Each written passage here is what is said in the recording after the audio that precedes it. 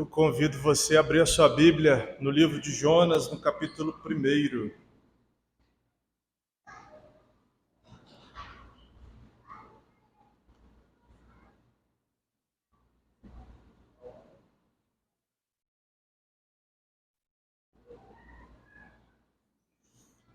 Diz assim a palavra de Deus: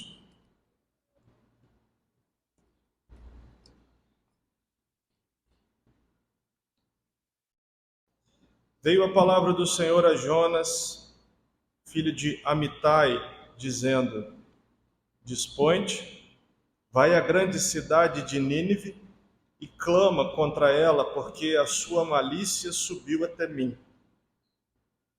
Jonas se dispôs, mas para fugir da presença do Senhor para Tarsis.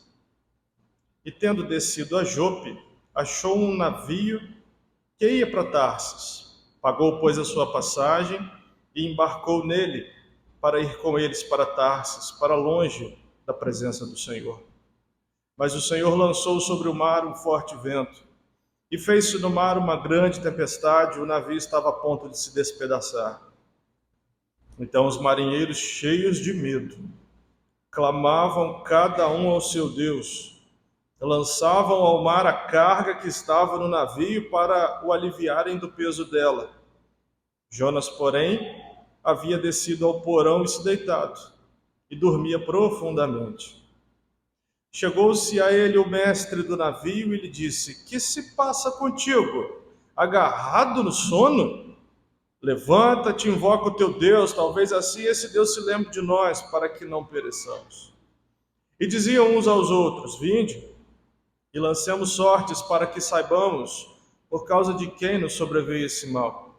E lançaram sortes, e a sorte caiu sobre Jonas. Então lhe disseram: Declara-nos agora por causa de quem nos sobreveio este mal. Que ocupação é a tua? De onde vens? Qual é a tua terra? E de que povo és tu? Ele lhe respondeu: Sou hebreu e temo ao Senhor, o Deus do céu, que fez o mar e a terra. Então os homens ficaram possuídos de grande temor e disseram: Que é isso que fizeste? Pois sabiam os homens que ele fugia da presença do Senhor, porque ele havia declarado.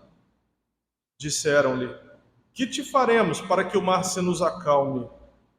Porque o mar se ia tornando cada vez mais tempestuoso. Então respondeu-lhes: Tomai-me e lançai-me ao mar, e o mar se aquietará, porque eu sei que por minha causa vos sobreveio essa grande tempestade. Entretanto, os homens remavam, esforçando-se por alcançar a terra, mas não podiam, porquanto o mar se ia tornando cada vez mais tempestuoso contra eles. Então, clamaram ao Senhor e disseram: Ah, Senhor, rogamos-te que não pereçamos por causa da vida desse homem, e não faças cair sobre nós este sangue, quanto a nós, inocente, porque tu, Senhor, fizeste como te aprouve. E levantaram a Jonas e o lançaram ao mar, e cessou o mar da sua fúria. Temeram, pois, estes homens em extremo ao Senhor, e ofereceram sacrifícios ao Senhor e fizeram votos. Deparou o Senhor um grande peixe para que tragasse a Jonas, e esteve Jonas 3 dias e 3 noites no ventre do peixe. A história você conhece. É uma das histórias da Bíblia que se tornaram muito populares, não só nos arraiais religiosos cristãos, mas por onde quer que a gente vá, acabou tornando-se uma história muito popular. Jonas, o famoso, denominado profeta fujão, recebeu uma ordem de Deus e correu, e não quis saber de obedecer. Recebeu uma ordem de Deus e pensou que não precisava fazer, que lhe era facultativo obedecer a Deus, que talvez Deus não se importaria, que talvez Deus, olhando a indignação dele, pudesse dar uma outra alternativa. Quem sabe se eu fugir, Deus desiste. Quem sabe se eu fugir, Deus não muda. Quem sabe se eu fugir, Deus não arranja outra pessoa para ir lá em Nínive e profetizar contra aquela cidade. Quem sabe? Talvez o que Jonas não sabia é que o Senhor é Deus imutável.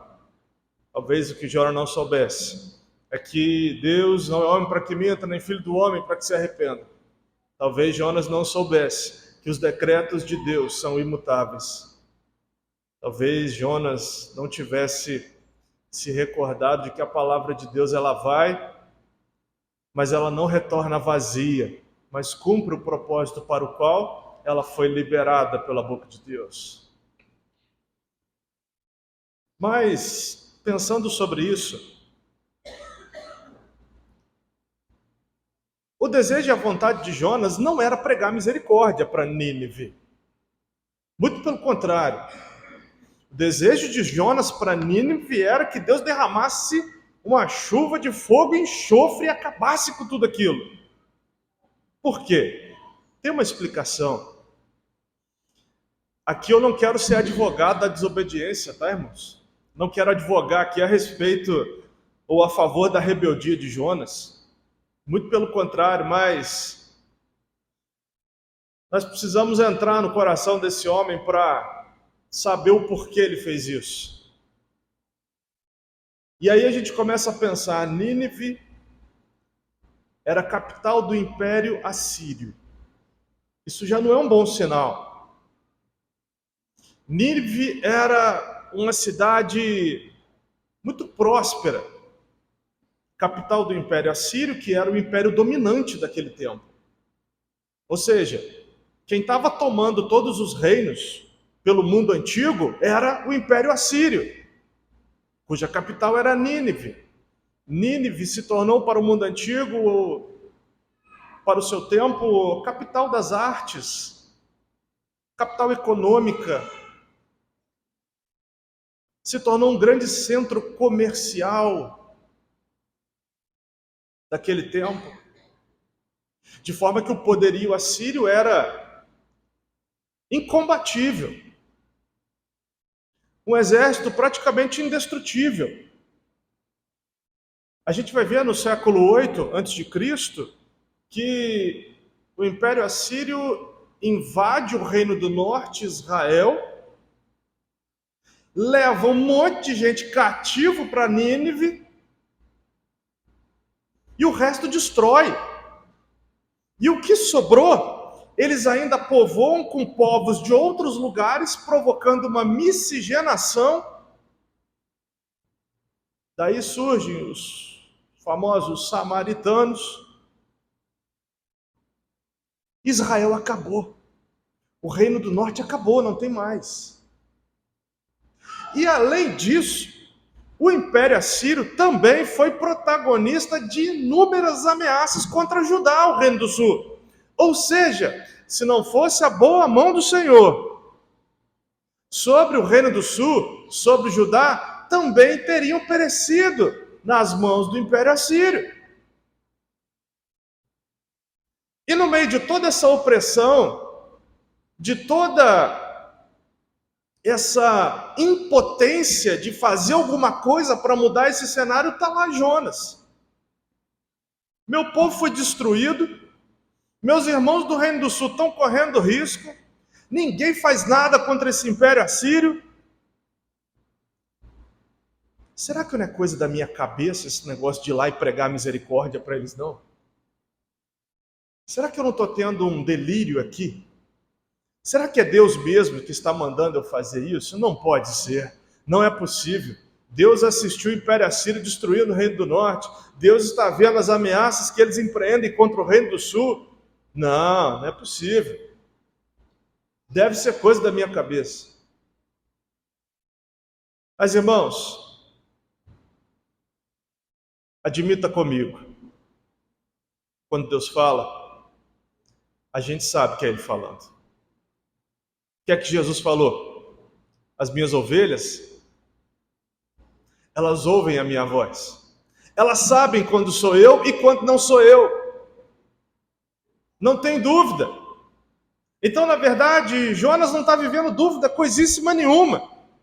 Na verdade, ele está tentando colocar os seus sentimentos, ele está querendo colocar o seu desejo vingativo contra Nínive acima do propósito de Deus, acima daquilo que Deus quer.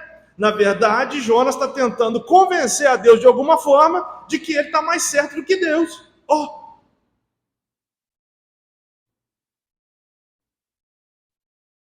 E aí Jonas está convencido disso. E aí ele começa a sua jornada. Mas voltando um pouquinho para Nínive, o Império Assírio era conhecido como um povo muito cruel. Eles eram muito cruéis.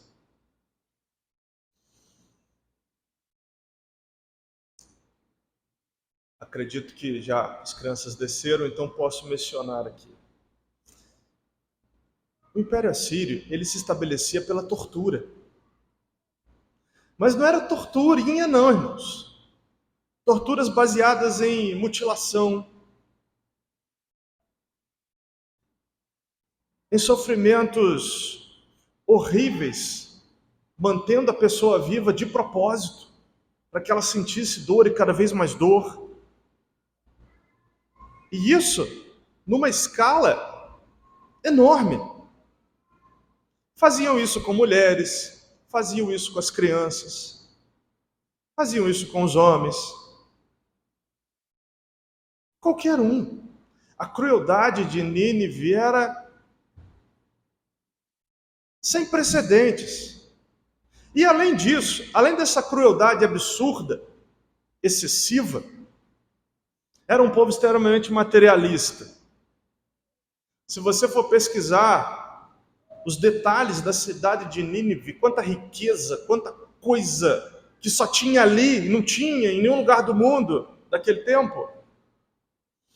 Eles eram muito materialistas. E como é que eles saciavam essas ambições materialistas? Através das guerras.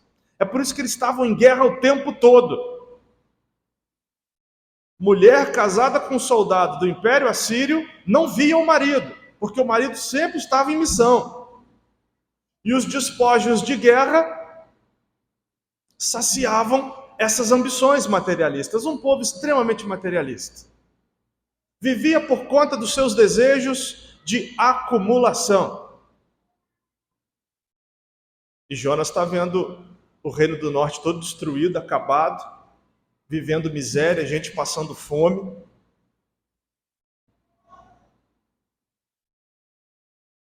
E o povo da Assíria vivendo uma vida regalada.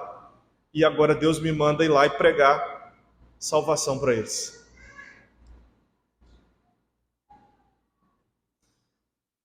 É óbvio, irmãos, que nós não vamos perguntar e nunca vamos imaginar isso na nossa cabeça, mas isso passou pela cabeça de Jonas, de que Deus estaria sendo injusto com o seu próprio povo.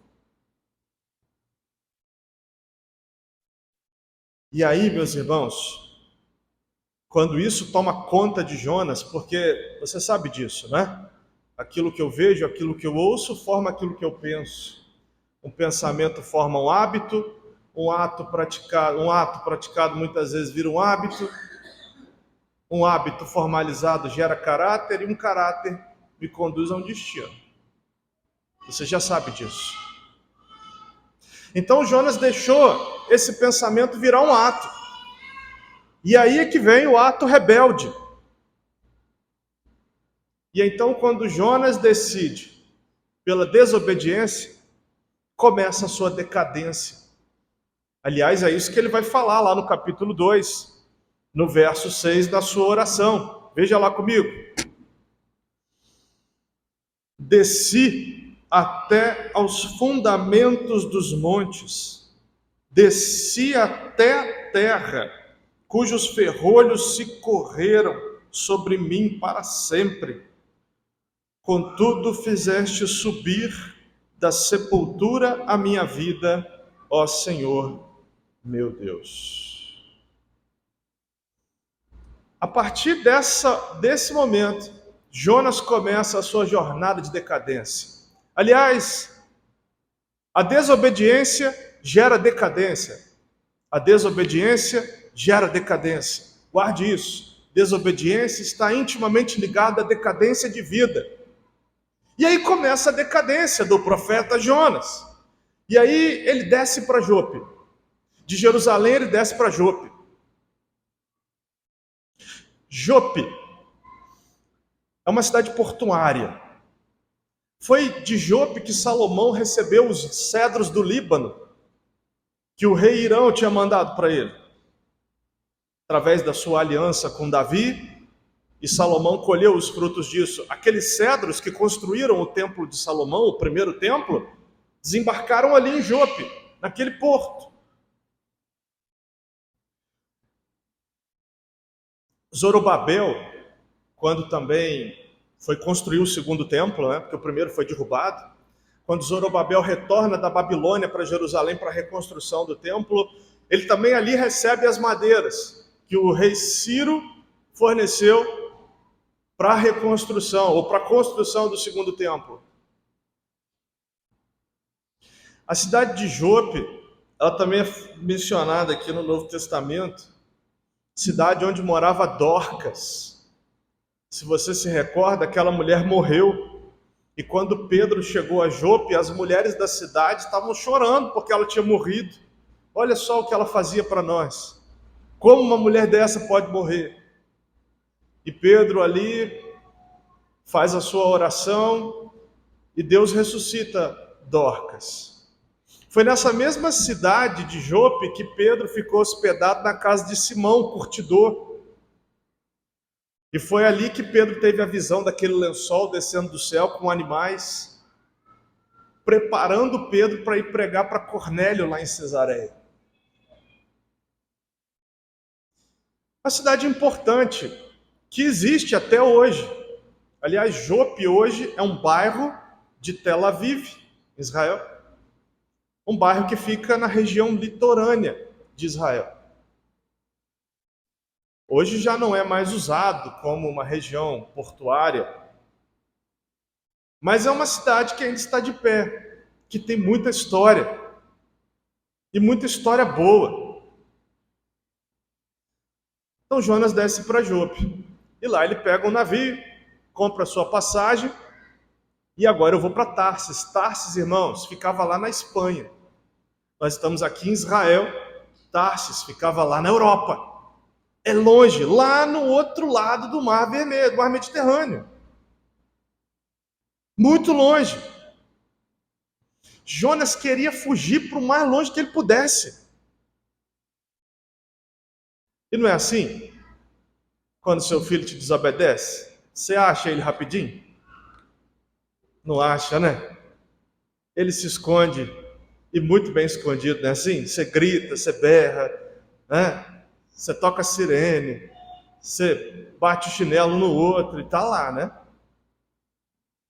Não é assim? O fato é que, quando a gente desobedece, a última pessoa que a gente quer encontrar na frente é quem a gente está desobedecendo.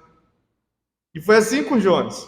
Ele estava desobedecendo, estava consciente disso, e a última pessoa que ele queria encontrar na vida era o próprio Deus. Então, ele desce, pega um navio para Tarsis, e aí ele começa a sua derrocada. É muito interessante alguns significados de nome na Bíblia que a gente vê. E às vezes eles têm correlação com as coisas, com os fatos, e às vezes não tem. E às vezes é o oposto. Porque Jope, a palavra hebraica para Jope significa bela. Só que essa história e todas essas atitudes de Jonas não tem nada de belo nisso, muito pelo contrário. A Bíblia diz que o pecado de rebeldia é equivalente ao pecado de feitiçaria. Desobedecer é a mesma coisa que ser feiticeiro. Mas Jonas está tão cego, está tão achando que está correto, que está certo em fazer aquilo, que ele continua. E aí, meus irmãos, nós vamos fazer uma pausa e entender. Quem decide viver segundo a sua vontade, vai descer, vai cair, sempre. Por quê? Porque a nossa vontade, ela seguia sobre dois aspectos. Primeiro, aparência. Aparência das coisas e aparência das pessoas. É o que o próprio João falou na sua carta. Concupiscência da carne, concupiscência dos olhos, soberba da vida. A gente, quando decide viver pela nossa própria vontade, a única coisa que nós vamos conseguir produzir é isso.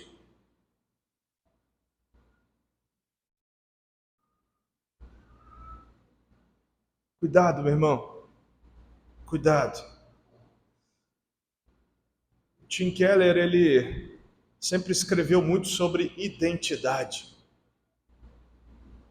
E ele diz o seguinte: se a minha identidade for uma identidade conquistada, ela vai me tornar apenas um orgulhoso, vaidoso, que quer ser melhor que os outros. Mas se a minha identidade é uma identidade recebida, quem me deu essa identidade é o fundamento dela. De forma que eu não preciso de aparência, não preciso ser vaidoso, não preciso de orgulho, muito pelo contrário. O que eu sou me basta. O que eu sou me basta, porque quem me deu essa identidade é suficiente para que eu possa circular em todos os meios, para que eu possa conviver com todo tipo de gente. E quem me dá essa identidade? No caso de Jonas e no nosso caso aqui, é o Senhor Jesus. De forma que já não é mais o meu nome que eu carrego, mas é o nome de Jesus que vai à frente. Quantas vezes você já deve ter ouvido, olha lá o crente dando mau testemunho. Olha lá, e é crente, hein? Qual é o nome que vai primeiro, irmão? É o nome de Jesus.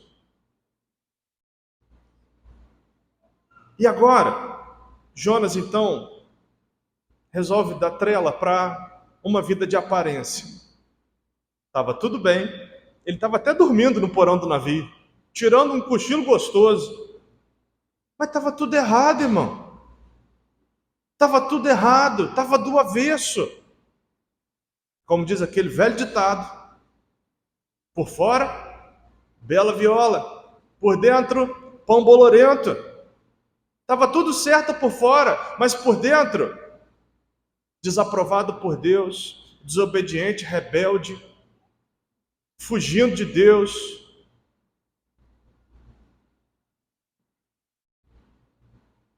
Mas a decadência continua. Ele entra no navio, mas agora ele desce mais, ele vai para o porão do navio. Lugar escuro, sem luz, úmido. E ele vai para o porão. Quando ele vai para o porão, começa uma tempestade horrorosa. Tempestade que até os marinheiros experientes daquele navio ficaram assustados. Não, vamos morrer. Hoje é o dia da gente morrer. Esse navio vai virar. E acabou tudo. Começa uma tempestade. Os marinheiros estão apavorados. E Jonas está onde, gente? Quando a gente desobedece a Deus, quando a gente adota essa conduta, a gente fica insensível. A gente fica insensível. Até aqueles marinheiros ímpios lá, idólatras, eles estão sentindo a pressão, mas Jonas está nem aí, está dormindo, está cochilando, está suave.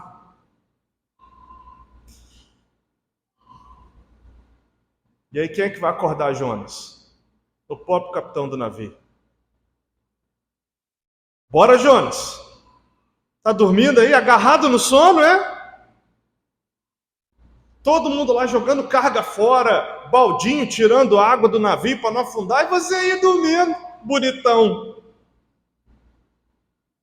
Bora, acorda, vamos resolver isso aí, vai orar para o teu Deus, vai ajudar lá. Você tem que se virar. Que negócio é esse?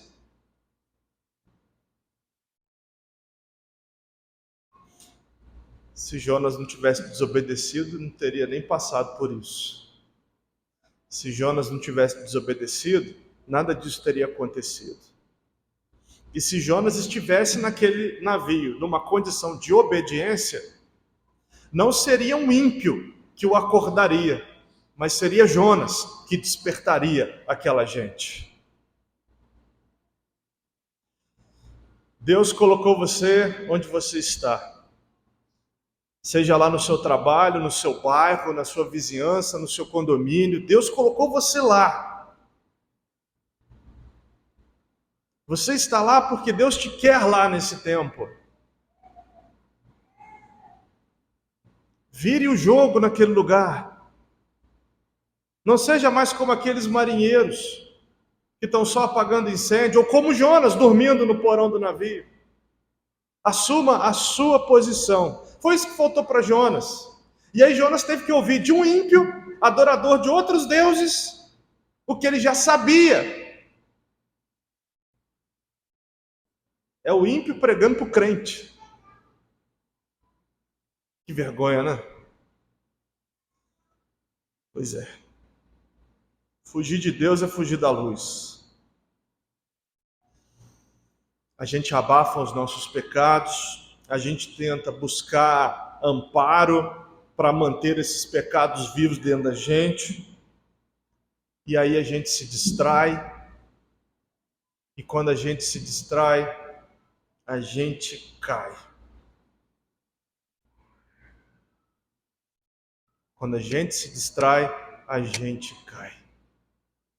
O porão se torna uma distração para Jonas. Além de um lugar de fuga, onde ele achava que tinha segurança, o porão agora se torna um lugar de total distanciamento de Deus. Aliás, Deus chamou a atenção de Elias uma vez, né? O que você está fazendo aí nessa caverna? O que você está escondido aí? Ai, a Jezabel falou que vai me matar. Ah, e o Acabe falou que vai fazer a mesma coisa comigo, vai acabar comigo. E eu estou aqui. Só sobrou eu, tadinho de mim. Só que Deus não dá trela para Elias, né? Deus não fica ali, coitadinho do meu filho, não. Come, dorme de novo. E agora levanta, porque você ainda tem muito o que fazer. Sai da caverna porque tem muito o que fazer. Acontece a mesma coisa com Jonas. Sai do porão, Jonas. Sai desse porão aí, não é o teu lugar. Para de se esconder. Vem para a luz, porque foi para a luz que eu te chamei. Vem para a obediência, porque foi para a obediência que eu te chamei. Então, Jonas cai de novo. Desce para Jope. Desce para o porão do navio. Agora ele vai para o mar. Cai no mar revolto, tempestuoso. Pensando no nível de desespero do Jonas. A gente vê um marzinho mais agitadinho assim, umas ondinhas, né? A gente já fica bem assim, não é? Ah, não vou naquela praia não, aquela praia é brava. Uma ondinha de 1,5 m. Praia brava, não vou lá não. Não é assim? Não, aquela praia é ótima, não tem onda. Aquela praia é maravilhosa, piscininha. Não é assim que a gente fala? Você imagina uma tempestade em alto mar. Profundidade. Tamanho das ondas. O pessoal que trabalha embarcado aí, já trabalhou embarcado. Vê aquelas tempestades. Plataforma, né? Quem já está acostumado não sofre, né? Mas pega o pessoal lá que não está. A Bíblia cita mar várias vezes se referindo ao mundo. Jonas então toma a decisão de fugir de Deus e agora, distanciado de Deus, ele cai no mar. Esse é um caminho de decadência para todo crente que resolve desobedecer a Deus. Uma hora ou outra, o mundo abraça ele. E esse abraçar do mundo não é um abraçar qualquer, porque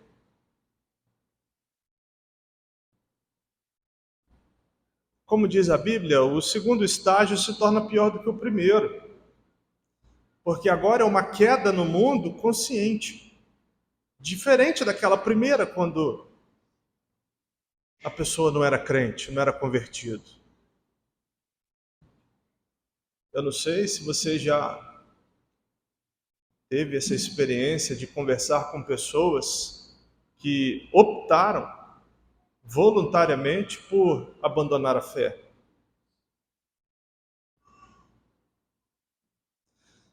Uma vez, Janicele e eu fomos visitar uma jovem adolescente, 15 anos de idade, vivendo maritalmente com seu namorado. Nós fomos lá visitá-la, a pedido da mãe.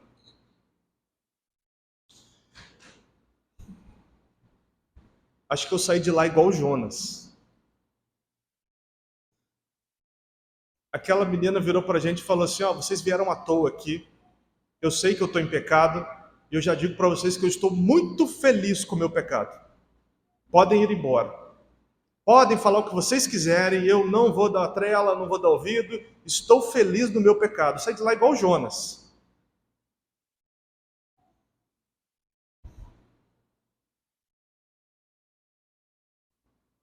E aí um dia a mãe dela deu a notícia para a gente de que ela tinha engravidado.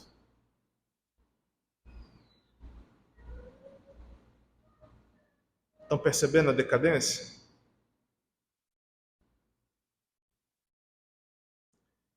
Tem mais.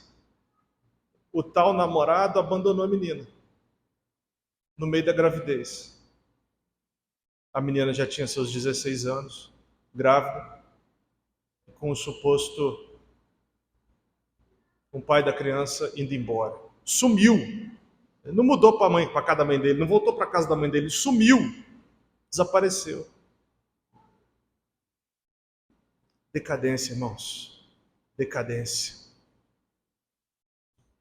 Mas graças a Deus o final da história dela foi feliz. Assim como o de Jonas.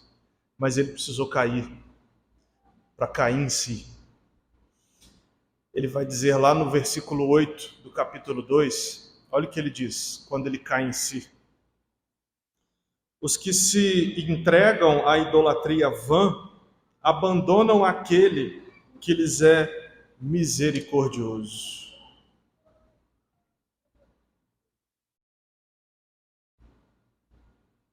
É uma troca. Se a gente abandona o Senhor, a gente vai colocar outro Deus no lugar. Seja esse Deus uma situação, uma coisa, uma pessoa, um estado de vida, um delírio, vai ocupar. Aqueles que se entregam à vã idolatria abandonam aquele que lhes é misericordioso. Trocar a glória de Deus por aquilo que é de nenhum proveito. Trocar a misericórdia de Deus pela justiça, pelo juízo. Quem em sã consciência faria isso, irmãos? O próprio Davi: Senhor, que a tua mão não caia sobre mim. Porque ele sabe que quando o cálice da ira de Deus se enche, ele vai se derramar, e vai se derramar com juízo.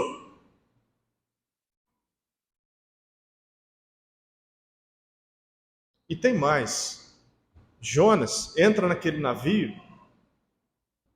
e ele sabe que é por causa dele que estão perdendo a carga, estão jogando a carga fora. Ele sabe que é por causa dele que aquelas pessoas ali estão sofrendo. A nossa desobediência não afeta só a gente, afeta quem está à nossa volta. Começa pelo mau testemunho, começa pelo prejuízo que outras pessoas vão ter por conta da nossa posição de desobediência. Isso é algo muito sério, irmãos, que a gente não pode deixar passar. E Deus fala claramente qual é o pecado que tem que abandonar, qual é a conduta que tem que assumir, se tem que fazer ou se não tem que fazer. As minhas ovelhas ouvem a minha voz. Todo domingo a gente vem aqui, a gente senta de manhã, a gente senta de noite, a gente ouve a exposição das Escrituras, Deus fala conosco, somos confrontados nos nossos pecados. Qual tem sido a nossa conduta? A gente deixa entrar por um ouvido e sair pelo outro?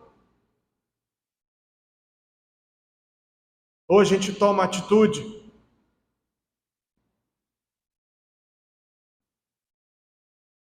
Mas Jonas continua caindo. Está difícil aqui o negócio. Está difícil.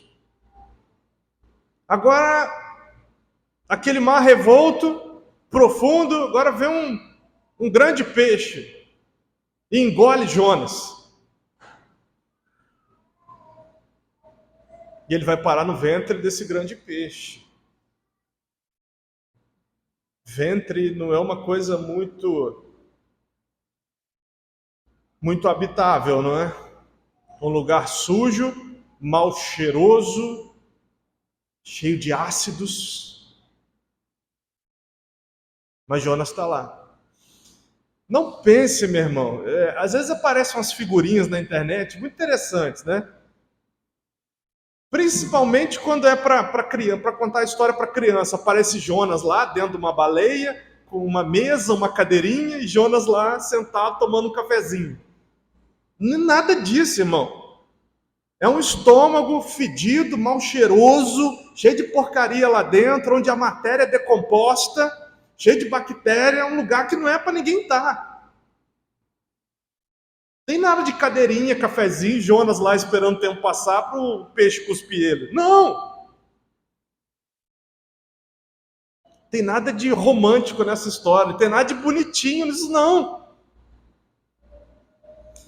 Jesus usou essa história tão famosa que até Jesus usou essa história, chamando de o sinal de Jonas.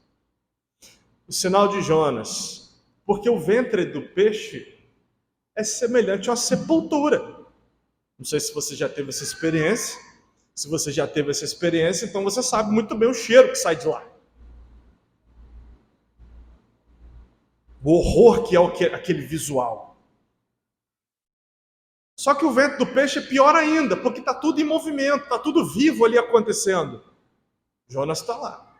3 dias e 3 noites, sendo revirado ali dentro daquele estômago. Mas é muito legal, porque parecia que era o fim de Jonas quando ele caiu no mar, né? O mar revolto, as ondas vindo, e vai morrer afogado.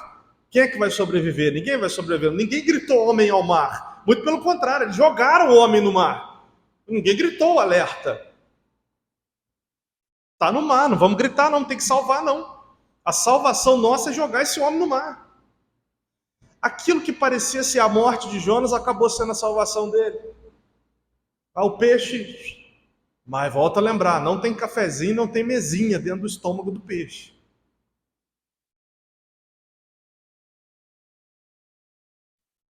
O peixe impediu que o Jonas morresse no mar.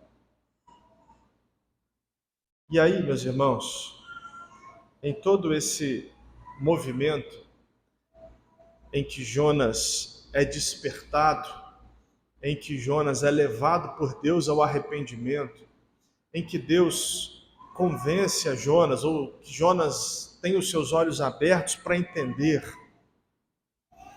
que ou ele obedece, até ele chegar num ponto e concluir que a melhor coisa a se fazer é obedecer ao Senhor, por mais absurdo que pareça, por mais esdrúxulo que se apresente, ele passa por todas essas coisas, vive toda essa experiência. Agora, assim como Deus manifestou o seu desejo de salvar o povo de Nínive, de manifestar a sua misericórdia sobre aquela gente ímpia, cruel, grosseira, gananciosa, mentirosa, sobre aquela gente imunda, Deus fez Jonas experimentar a mesma misericórdia que ele estava agora mandando Jonas levar aquele povo. Jonas agora está dentro de um peixe fedido, mal cheiroso, extremamente, um ambiente de muita infecção. E agora? Eu vou ser triturado aqui dentro e vou ser excretado. Acabou. Mas Deus manifesta a sua misericórdia. E então Jonas experimenta primeiro aquilo que Deus estava mandando ele levar para aquele povo. É aí, meu irmão, que vira a chave.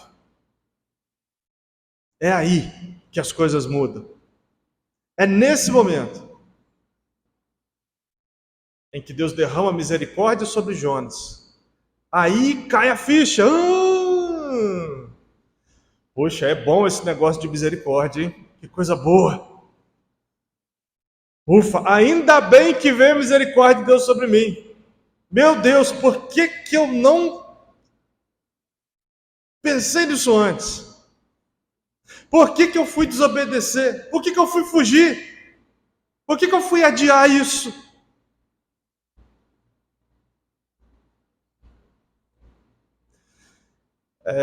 Alguém disse uma vez que inteligência é a gente aprender com os nossos erros. E sabedoria é a gente aprender com os erros dos outros. Eu cresci ouvindo meu avô falar isso para mim. Eu não sei se você já ouviu falar, mas é uma fala já bastante antiga. O exemplo de Jonas aqui está mostrando para nós o seguinte: ele já errou demais para eu querer experimentar isso aqui. Eu não preciso passar pelo que ele passou, eu não preciso viver o que ele viveu para aprender alguma coisa. É por isso, irmãos, que Deus nos deu a sua palavra. A Bíblia é um livro de erros, a Bíblia é um livro de mortes, a Bíblia é um livro disso, é um livro daquilo. Todo mundo que quer tirar o crédito e o mérito da Bíblia, vamos falar isso. Meu irmão, quantos erros a gente evita na vida observando as Escrituras.